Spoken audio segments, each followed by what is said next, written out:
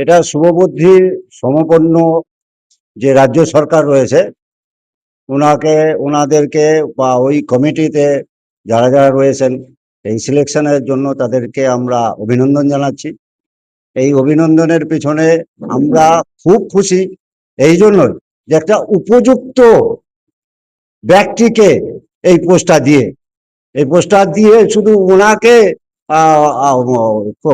আমরাই খুশি হয়েছি তা নয়, ওনাদের যে বুদ্ধিমত্তাটা রয়েছে সেটাও প্রকাশ পাচ্ছে, তাতে আমরা সকলেই খুশি, ভীষণ খুশি। রাজ্য সরকার বললেনই তো, রাজ্য সরকারকে আমি প্রথমে ধন্যবাদ জানাবো যে একটা কাজের লোক, উন্নয়নের প্রতীক, কাজের লোক।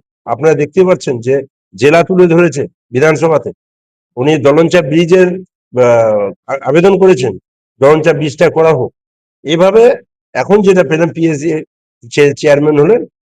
আশা রাখি ইসলামপুর কনস্টিটিউয়েন্সি, 29 ইসলামপুর কনস্টিটিউয়েন্সি সহ উত্তর দিনাজপুরে অনেক উন্নতি তিনি করতে পারবেন। কারণ হচ্ছে তিনি উন্নয়নের কাণ্ডারি, তিনি সবসময় কাজকেই প্রায়োরিটি দেন।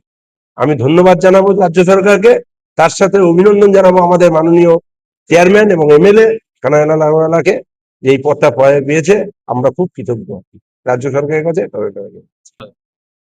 অবশ্যই আমরা সবাই খুশি, কারণ এই যে বর্তমান যে সরকার, সেই বর্তমান সরকারের চিন্তাভাবনা, সঠিক চিন্তাভাবনা, একটা উপযুক্ত লোক যাকে আজকে এই পিএসসি চেয়ারম্যান করেছেন, এবং আমাদের ইসলামপুরের গর্ব বা আমাদের ইসলামপুরের যে উন্নয়নের বার্তা হবে তার প্রকৃষ্ট প্রমাণ আজকে সরকার দিলেন। শুধুমাত্র আমাদের মধ্যে না, গোটা ইসলামপুর শহরের সবচেয়ে বড় পাওনা, প্রথম ইসলামপুর শহরে পিএসসি চেয়ারম্যান হয়েছেন। এবং একজন বর্তমান রাজ্যের সম্মানীয় মুখ্যমন্ত্রীকে ধন্যবাদ জানাই যে উনি যোগ্য লোককে সঠিক জায়গায় বসিয়েছেন।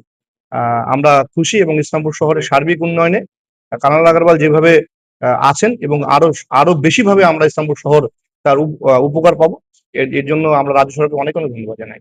আজকে সবার আগে আমাদের রাজ্যের মুখ্যমন্ত্রী, সেই মুখ্যমন্ত্রীকে অভিনন্দন জানাই যে একটা বিধানসভার মধ্যে একটা সঠিক লোককে যে ওনারা পিএসসি চেয়ারম্যান করেছেন, তার জন্য সরকারকে অনেক অনেক ধন্যবাদ জানাই। আর ইসলামপুরের যে কাজ আরো যেগুলো অসম্পূর্ণ হয়ে আছে, আমরা সবাই আশাবাদী ইসলামপুরের বিধানসভার যে অসম্পূর্ণ কাজগুলো সম্পূর্ণ করবেন।